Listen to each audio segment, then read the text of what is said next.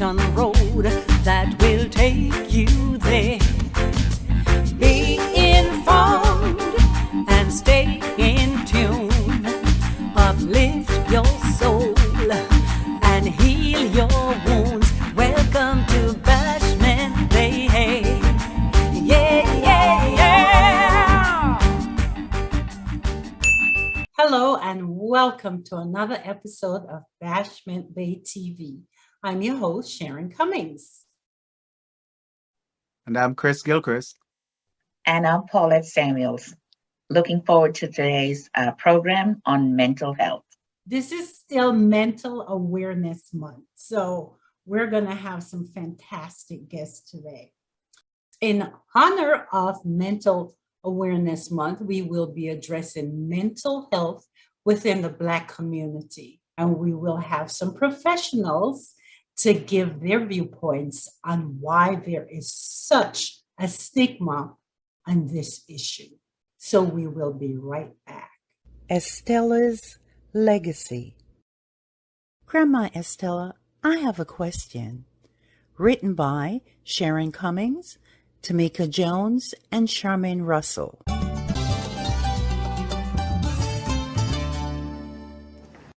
Welcome back. Here at Bashment Bay, we've wanted to have a discussion on mental illness for quite some time because it is such an issue.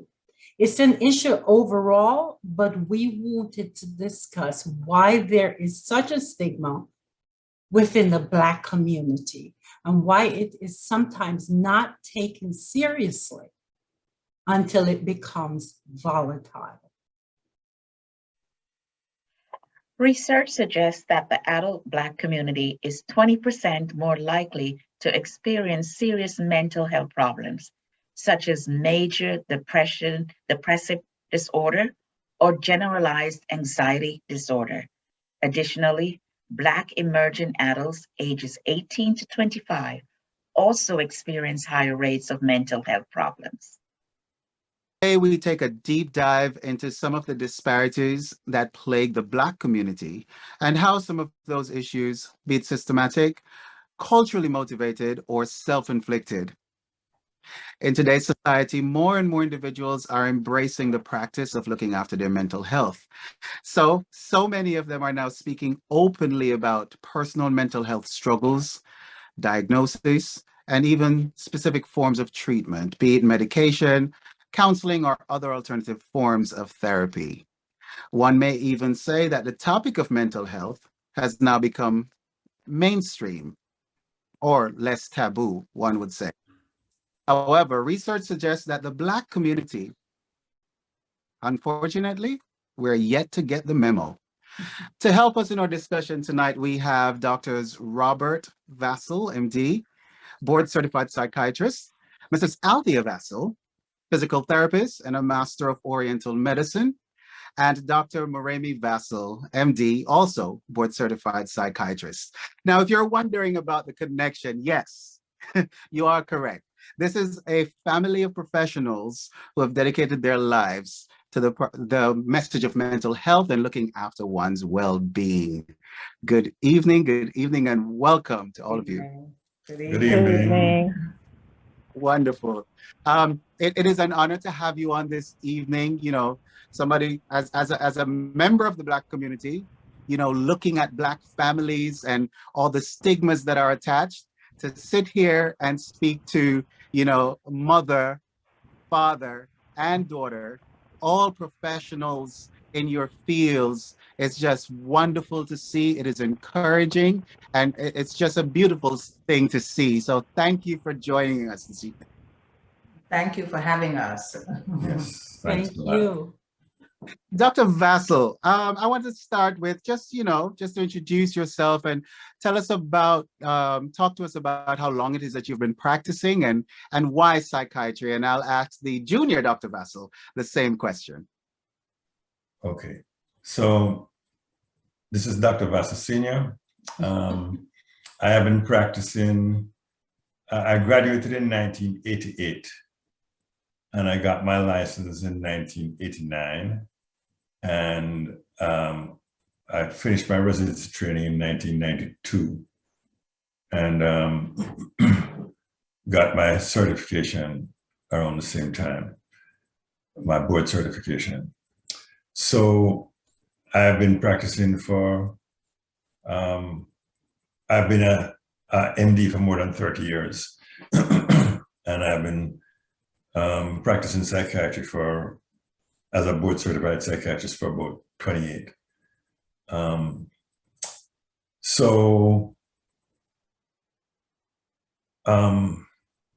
It is a very necessary part of, our life, because there's so much that we have experienced as a community throughout the years, and therefore so much healing that we need to do as a community. But I'm privileged to be here to assist in this endeavor tonight. Well, that is awesome. Thank you so much. We're going to switch now to the junior Dr. Vassall, and tell us, how long is it that you've been practicing, and why psychiatry? So I graduated medical school from Maharian Medical College in 2018, and I'm on my last year of psychiatry residency currently. So I will be able to sit my boards in September of this year.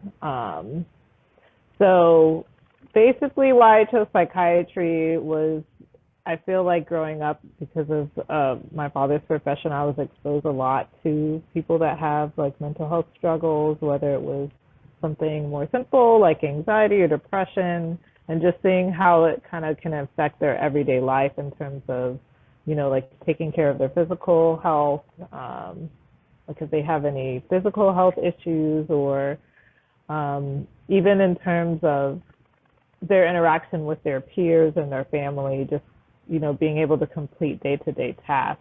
And I felt like going into psychiatry is kind of a more well-rounded thought of how to manage these issues, because if you're not mentally there or mentally healthy, it's kind of harder to get all your other life aspects together.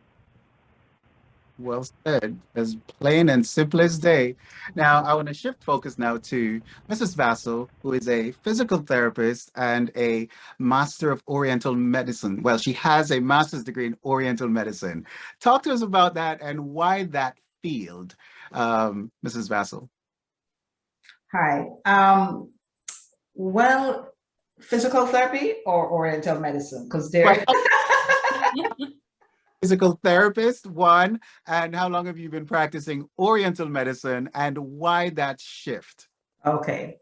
I have been a physical therapist since 1982. I graduated from the School of Physical Therapy in Jamaica. I was 1982.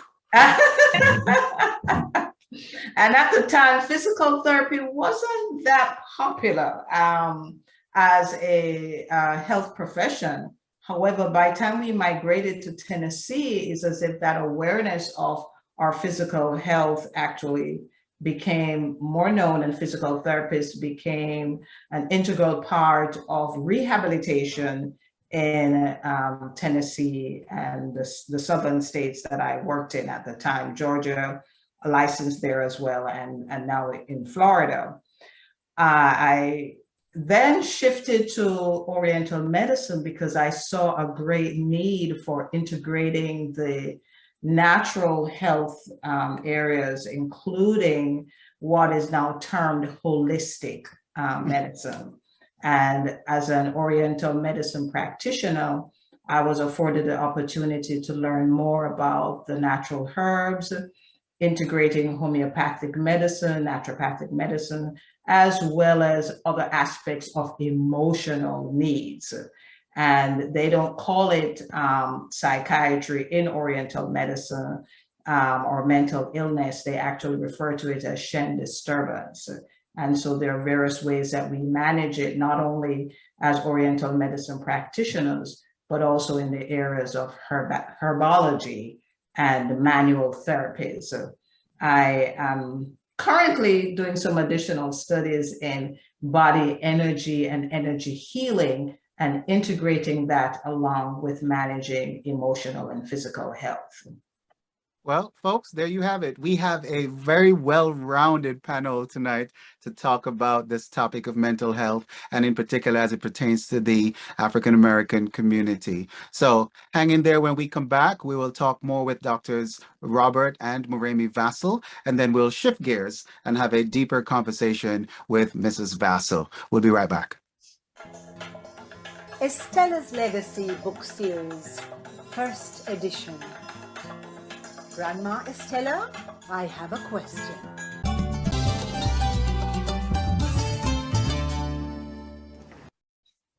Welcome back. And my first question to Dr. Vassall is, research suggests that the effects of mental health issues are more likely to have devastating consequences among Black people. Based on your experience, how true is this? And I'd also like to find out, the Black community rarely have put a stigma on trying to get help or trying to seek therapeutic help. Why is that, and why do you think this is happening and is so much more prevalent, more so than ever? So the answer to that lies in history. If you look at, how we got here in the first place, and you look at the conditions that we've been through, then you find that we've been consistently underserved by mainstream psychiatry. We've also been stigmatized and treated badly by, mainstream psychiatry. And so, for the most part, a lot of people of African descent have a distrust of the mainstream based on the history that we've been through. So yeah, makes a lot of sense. Yeah, when you additionally add to that the fact that a lot of the people who have been telling us what's wrong with us, a lot of them are the same people who have been injuring us, right? Then it really creates a lot of room for distrust, right? And therefore, when you combine that with just the effects of racism and the disproportionate burden of that's placed on us by the healthcare system, then it really adds up to we don't trust, and not only do we not trust, but we're not taken care of properly by the system. Right. So it's a double whammy. Right, but it's so detrimental for us because we suffer a lot more. I mean, I've heard our community say that's our Black community, that's not for us, or I won't give it a try, or don't come to me with that, I don't have a problem. These are the things that you get. Right. Well, again, part of the thing is we've been so stigmatized by the greater society. And a lot of times we were put in a position where if we, for example, spoke up for ourselves and for our rights, then a lot of times we're labeled as being, mentally ill, because we're stepping outside of what they consider the norm. So sometimes the very act of challenging our authority would be seen as, mental illness. And we get punished and stigmatized because of that.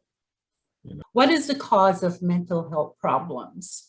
And what should one do if they are worried about a friend or family member? Because usually that individual doesn't think they have a problem. When you say what's the cause of mental health problems, there are many, many different causes. Some of them are come from people's experience within the context of the family or from the general society. Some of them come from, things that people ingest. Some of them come from, like organic causes, like, physical ailments that cause the body's systems to malfunction.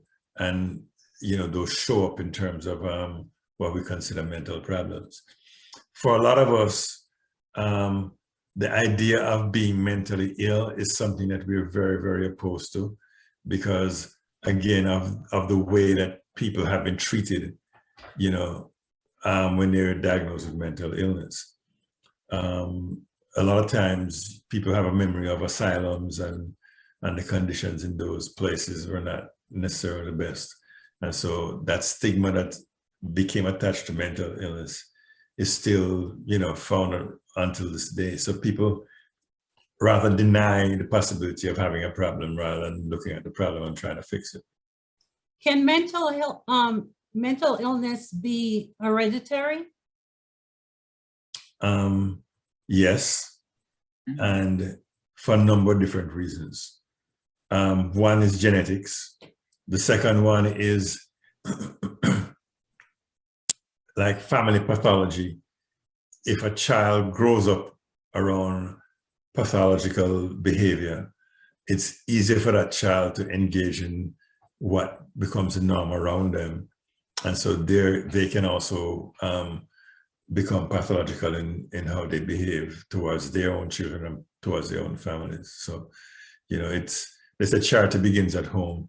Sometimes mental illness begins at home too, because of the way that you're treated by the adults around you, you know. Yeah. Well, as they say, children learn what they live. Yes. Let me shift for a moment to the junior Dr. Vassall, Moremi Vassall.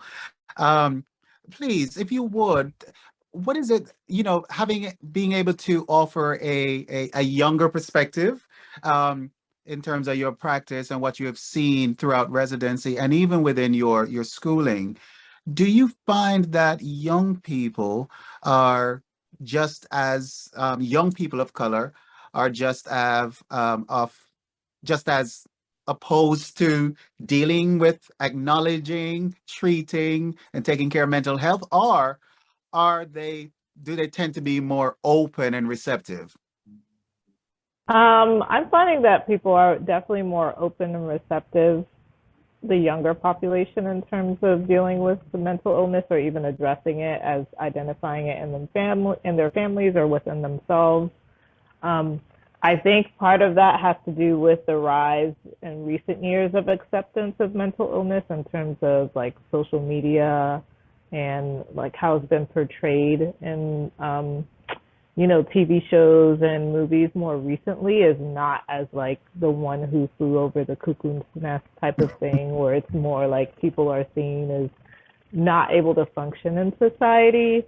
So now there's definitely shows and more representation of people with depression and anxiety that are getting treated well, being able to overcome their illnesses with medication, with therapy. And I think that's important.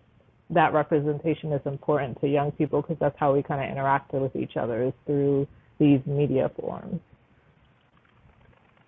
As you mentioned the media forms, I want to kind of jump just a bit to, for example, you know, being this show is, or platform is one for entertainment, or platform is one that is rooted in the arts. And very recently, I heard someone, someone in the field of entertainment who's also a mental health counselor, state that the modes of the arts, whether it be performing arts or, you know, acting, singing, or what have you, she referred to it she said it's not an outlet.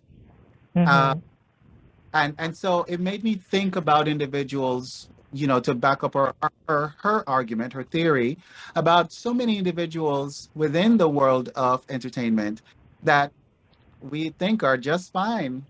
And, you know, the glaring one that comes to mind, Robin Williams, Naomi Judd, former Miss America, with color, you know. Do you agree with the idea that the world of entertainment and or arts or the art forms is not an outlet, or is it? Well, I think it could be a little bit of both. I think it could be an outlet because you can be vulnerable in your experiences with people, but at the same time, some people have this persona, right? So a lot of these celebrities, they have these names, like even thinking about Beyonce Knowles, everyone knows her as Beyonce, as this perfect type of persona. And so it kind of limits your way of being able to be vulnerable with people in the public eye. And even just thinking about, I'm really bad with actors' names, the actor from The Wire who passed away from an overdose. Yes. People have these substance use issues as well that maybe it's more common in celebrity culture or more common in pop culture to be seen, like drinking or ingesting certain substances, and they don't necessarily see it as a problem. And that's also a mental health issue and crisis. So yeah. Oh, thank you for that. Now, I know there are many different types of mental illness, but what is the most common type that you see, and what are some of the treatments? And I know this question is twofold. Do you think that the pandemic has placed a surge on mental illness? Because there, you have the part where there is anxiety, then there's depression, and then that moves into mental illness. Could you just explain that to me? And just let me know, what are some of the treatments? Who is the question addressed to? Dr. Vassall, you could take it on. Okay, so the most common, the most prevalent mental illness is, in fact, anxiety, which you mentioned. Roughly, approximately 1/10 of the population in the US will suffer from anxiety at some point in time or the other. And yes, COVID has definitely increased people's anxiety because it's restricted people's movements. It's restricted a number of healthy outlets that people had previously. It's restricted them. And so you have not only the fact that people get anxious about COVID, but then a lot of the things that people used to do to relieve their anxiety have become restricted. And so it's definitely causing an uptick in anxiety, at least from my experience. Would you agree with that, Moremi? Yes, I would agree. I think even anxieties in terms of, what I've seen in my clinics is people having their work-life balance has kind of been disrupted because of COVID. So a lot of, especially the female patients that I work with, which the majority of women are the ones that are having mental health issues compared to men in ratio. They have to deal with working from home and also having their kids do homeschooling and just balancing that between trying to still complete work and making sure your kid is paying attention to school is just disrupted their livelihood and made their anxiety and depression a lot worse. And I find that during COVID, a lot of young children also had a lot of problems where a lot of them committed suicide. Yeah. Yep. Yes. And so running second behind anxiety is good buddy depression. Depression. And the two of them they're running buddies, they're partners, they kind of move together a lot. So about 17.5 million people in America suffer from depression. From depressive disorders. So Dr. Vassall, my form of anxiety with COVID came from having so many people dying around me. I was afraid to wake up in the morning because every morning I woke up, there was someone else I knew who succumbed to COVID. And I can see where the anxiety could lead to depression. I didn't get to that stage, thank God, but I can see where it could get to there and maybe go to the next level. Right. But anxiety was stemming from you losing so many people and seeing so many people die around you and not, being helpless, Right. And unfortunately for us in the Black community, COVID affected us disproportionately. Yes. Because number one, we have lack of resources. And then number two, we had a lot of disinformation. And so therefore, when you combine those two things, a lot of us who could have taken care of ourselves failed to do so. Right. And we bought into, conspiracy theories and all kinds of stuff that prevented us from doing simple things, that would be very helpful to us. Right.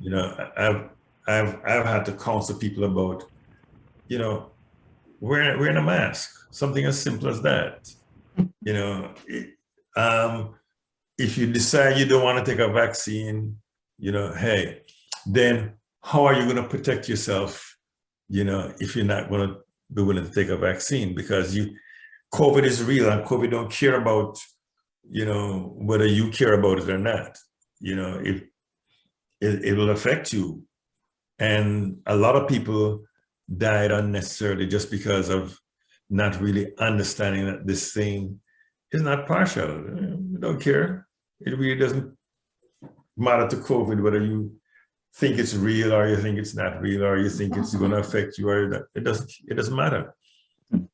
If you put yourself in a position where it can affect you, it will. Mm-hmm. Very simple. To the junior Dr. Vassall, you mentioned earlier that young people seem to be, more open to dealing with mental health, to acknowledging and even seeking treatment. And I pull up a statistic of all places, NerdWallet, which is an online financial track. They monitor people's financial behavior. And so there was an article that they published in 2020 that showed that at the time of their research, more than 50% of millennials were taking all their PTO from work. and we're seeing it within the workforce now, where they don't play with their PTO, whether they have time or not, whether they can afford a trip or not. Guess what they're doing? They're going. And even if you're going to have to fire me, I'll find another job. Why is this so? And is that because of their willingness to acknowledge when they need a mental break or they need to, bring attention to their mental health? Why are they doing that more so? I feel like it's going to be harder for me to speak for all millennials, but I think in general, like our generation kind of grew up as what we call latchkey kids. So our parents were generally like out working the majority of the hours, sometimes working like day and night shift jobs. So we were generally at home taking care of ourselves or taking care of our younger siblings and stuff like that. And I think that in combination of just seeing how hardworking our parents were and whether that would maybe pay off or not always pay off as much, I think it affected the way that we see our relationship with work and the quality of life that we want to have. I feel like it's really important for us more so to have really good life experiences than necessarily to like have a perfect 9 to 5, not even 9 to 5, because some people work longer than that, but to have, the job where you're just grinding and not taking vacation, not taking time for yourselves or for your families. I think our priorities kind of have shifted, at least starting with our generation moving forward. Okay. What do you think are some of the contributing factors in explaining the lower utilization of mental health care among the Black community? I can comment on that a little bit as well. I think in my community, I live in New Orleans, Louisiana, which income-wise is not always the highest. Like in general, Louisiana has kind of like a lower education, lower income compared to some other states. I find that part of the issue with some of my patients with finding mental health access is, one, like resources. Not everyone has health insurance that will pay for it. And there's only a certain number of community mental health clinics that will take patients for free. So that's one barrier. If there's only a limited number of clinics, meaning there's only a limited number of doctors who can take new patients.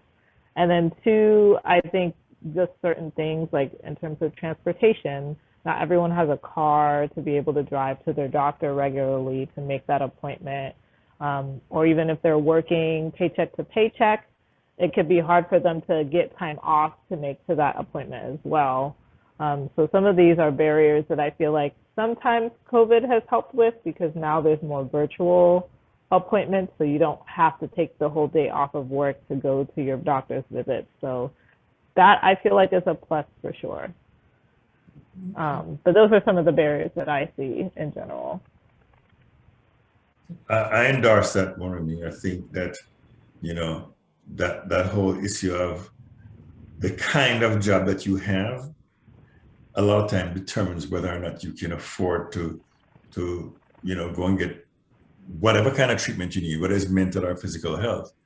Because if you're on a job where, the boss is like, you better be here, then, it sometimes when you need to take care of yourself, then if you have to, choose between taking care of yourself and taking care of the job that you need desperately, then you're going to take care of the job.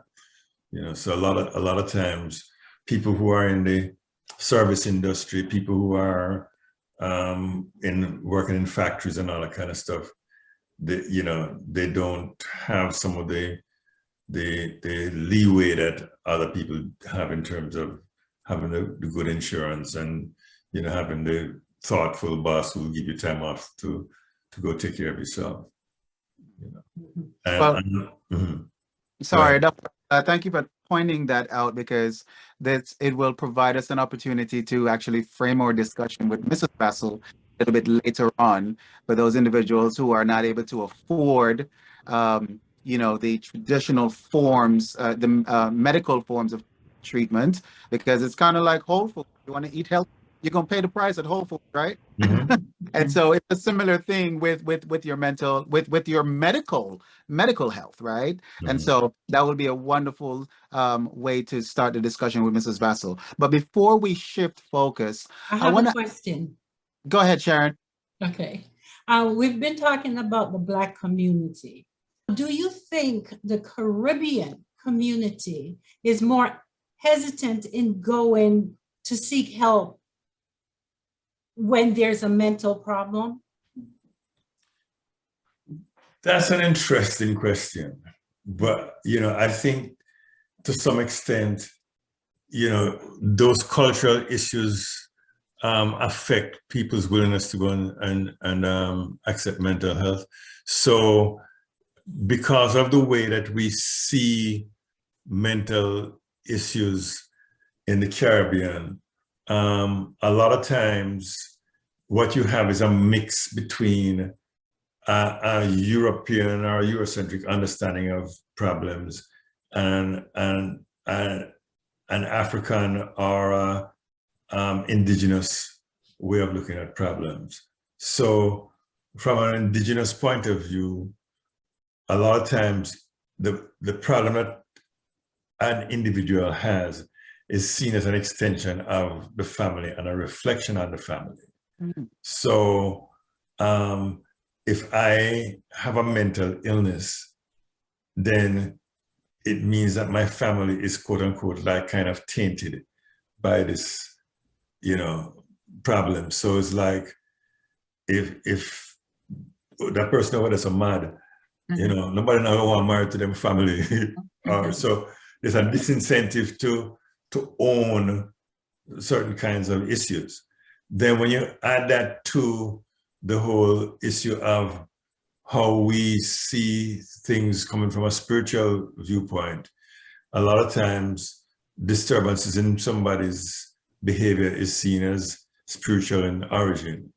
And so again, there's less of a desire to go to a traditional, like a doctor, but rather somebody will go to, the do-good man or the mother lady or whatever, and try and get help that way. So because of that blend that we have between the Western world and the indigenous world, there's some people who get caught in the middle where they don't subscribe to either fully. They're kind of like, yeah, I'll go to the hospital if I need to, but then I don't believe that there's anything wrong with me, so I'm not going to take the medicine. And if you take me to the good man, I don't believe that that is good, so I'm not going to follow his prescription either. So it's like I'm stuck in the middle because I'm not going with this one, and I'm not going with that one. I'm not doing anything, so I can't get better, because whether you see the disturbance as psychiatric or you see the disturbance as spiritual, if you don't follow a prescription, you're not going anywhere, you know? So for the Caribbean community, a lot of times we're stuck in the middle, because especially people who are aspiring to be quote unquote better and to better themselves, they look back at where they're coming from and they look askance at those things. But they really don't want to accept that label of being mentally ill either. So it's like, nothing is wrong with me, I'm fine, you know? Yeah, I'm doing some strange things, but I'm fine, you know? So, you know, we look at some of the stigmas that are attached, and I think from, like you kind of touched on it, Dr. V, where the Caribbean community in particular, we go to an extreme when we're talking about mental health, right? Mental illness presents itself to us as the madman or madwoman on the road, right? That's the extent, that is the extreme of it, right? Or somebody who, you know, just is not present, right? But we're not looking at it from the Caribbean perspective, right? We're not looking at the individuals who are struggling with, whether it be trauma or with stress or having those bouts of depression. So we just go from no issue to completely mad. And yes, I'm going to carry down to Bellevue and get the tin of Milo. Right? But, you know, do you think that, or do you find that we have turned the corner any when it comes to recognizing mental illness or mental imbalances that need to be are we recognizing those issues more as Caribbean people, or are we still, like you said, stuck in the middle?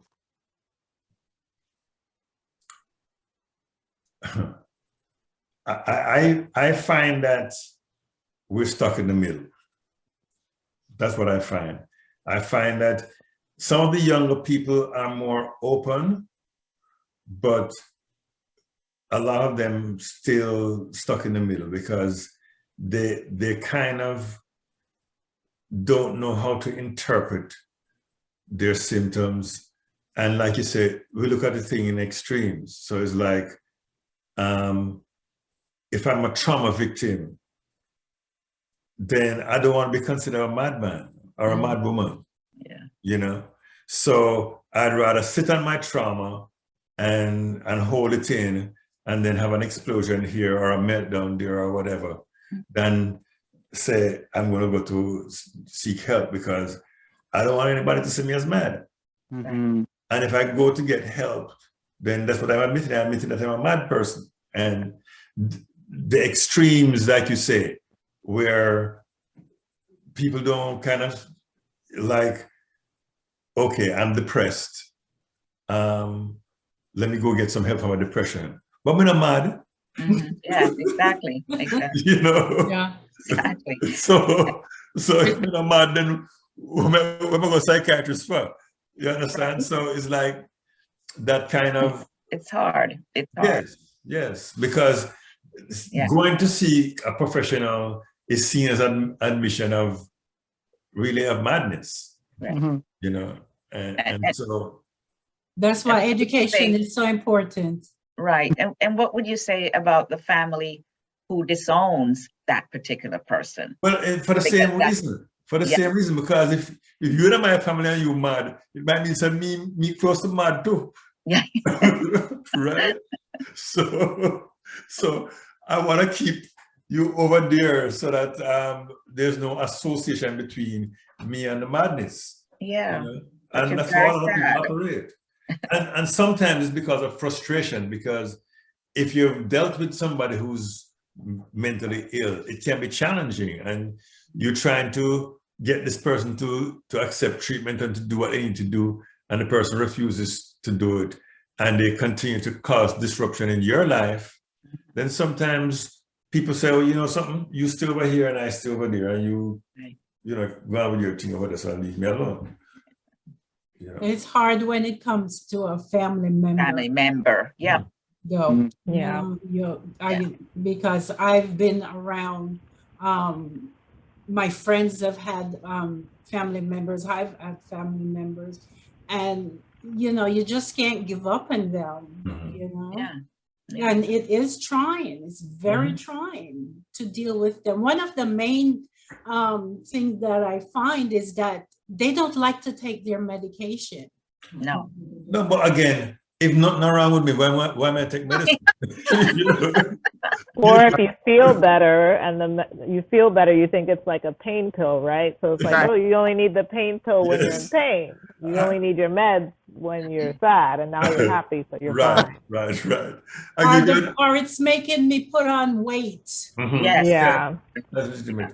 Well, I'll give you a joke. The best one I had was a guy I just treated last week, right? He was in the hospital, put him on medicine, and he came back to the hospital. Asked him why he come back. He said, boy, take the medicine. He said, why not take the medicine?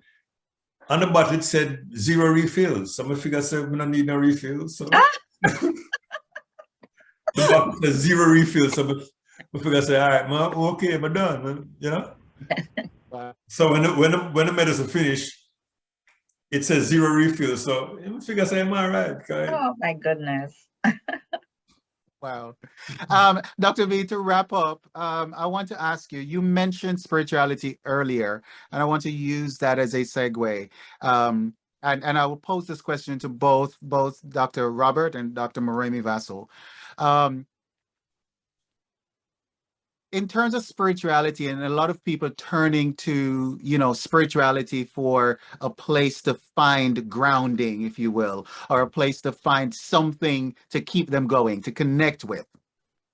From the medical standpoint, how effective or how important do you think that's connection with spirituality? And I'm not talking about religion now, I'm talking about spiritual connection, be it to whatever form of religious practice or, no religious practice at all.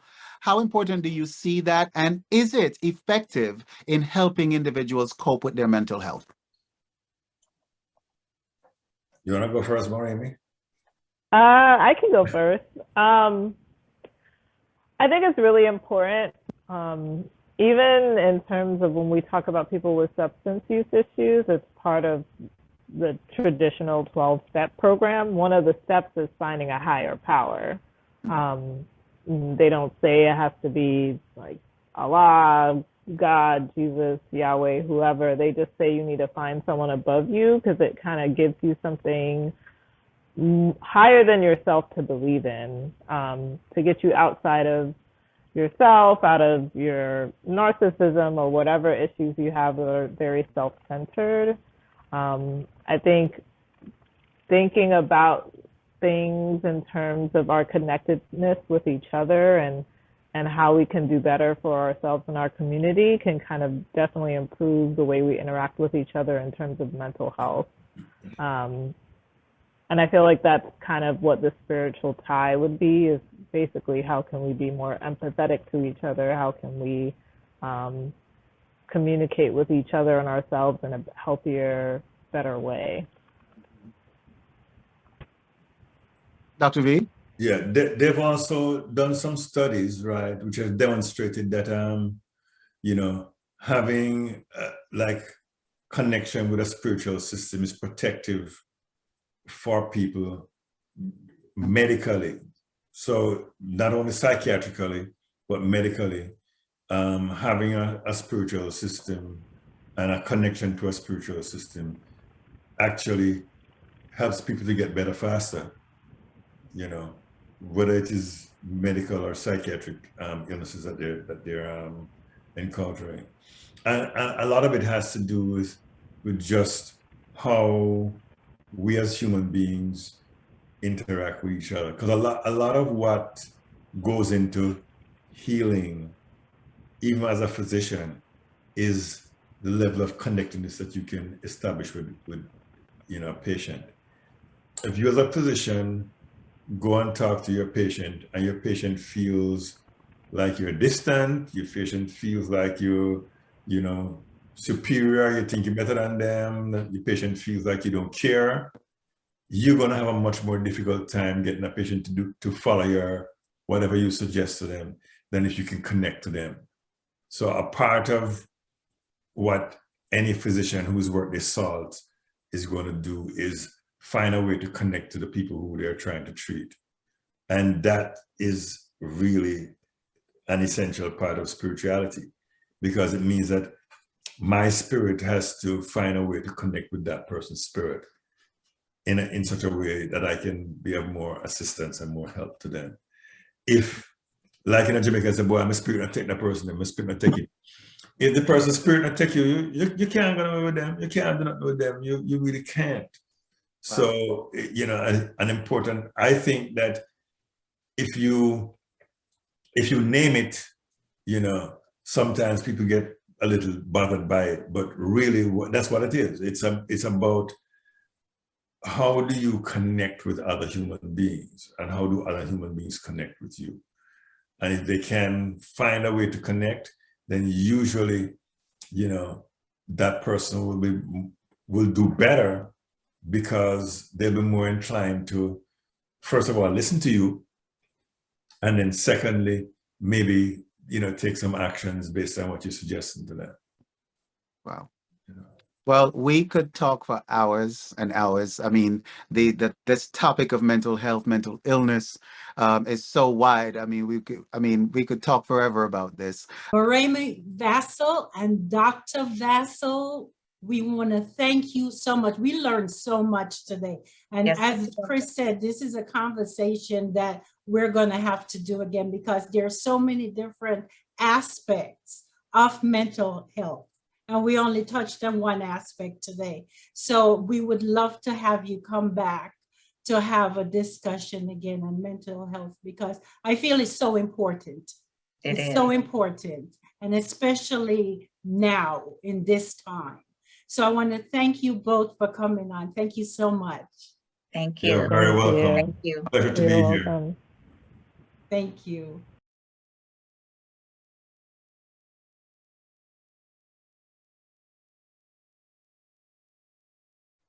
So our discussion tonight with Doctors Robert and Moremi Vassall, I mean, so informative, so riveting. And so, it took so much time, but we got so much information. We're looking forward to speaking with Mrs. Vassall on our next show, where we will talk about the naturopathic ways and modalities of healing, and in terms of Oriental medicine and traditional forms of treatment. I can't wait for that. So part 2 coming up next week after this.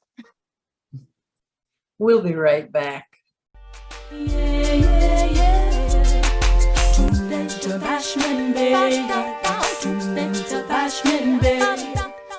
And welcome back. We hope you enjoyed the show. Our next episode will be on Sunday, May 29th, where we will be continuing our discussion on mental health in the Black community. And we will also be discussing alternative forms of treatment with Mrs. Althea Vassall. Hope to see you then. As always, guys, I'm going to invite you to like our content, share the videos, comment on our videos, and subscribe. Subscribe. This is what keeps us going, keeps us motivated to keep bringing you riveting discussions week after week. As always, if there's something that you would like for us to discuss, you want to be a part of the discussion, please send Sharon an email at dejavutheatre.fl@gmail.com. It's somewhere right. Oh, there it is. It's right there. That's dejavutheatre.fl@gmail.com. I would just like to thank our guests today, because this conversation was on point. Yes, awesome. It was. This is such an important topic, mental health, especially during this time. and it's important that we seek help. So I want to thank Dr. Robert Vassall and Dr. Moremi Vassall for taking the time to come on the show today with their vast knowledge on mental health. And I do hope that it was able to help some of us who probably know someone or have a family member that needs help. So I want to thank you, the audience, also for taking the time to watch Bashment Bay TV. So we will see you next week, May 29th, because we're going to continue with Mrs. Vassall, an alternative treatment, as Paulette said. So it's going to be quite interesting. So I do hope you will join us next Sunday, May 29th, for another episode of Bashment Bay TV. So until then, take care. Cheers. Cheers. Here's everyone's glass. Glass tonight. I'm about Imaginary glass. I'm going to go downstairs and jump in the Dutch pot with the spoon. That is the cheers I'm going to cheers tonight. You know, I haven't eaten either, so this is not wine, it's sorrel. Okay. With a little wine. With a little wine. With a little, no, white rum. Right. Oh, even better. You'll sleep tonight. You will sleep tonight. I will definitely sleep tonight. This is from Christmas that my daughter made. Oh, it said cure. It's sit down there curing. Oh, yes. Yes, it's well cured. Mm. Yeah. Tonight. Yes. Should I wake up in the morning, Sharon? Look. Yes, this is going to make me sleep. I don't even think I'm going to eat tonight. I'm just going to go to bed. Yeah. You know, the giggles. Watch that. Huh? She start giggle already, right? And it's just a sip. Wow. Oh my goodness, yeah. Tune in to Bashment Bay. Tune in to Bashment Bay.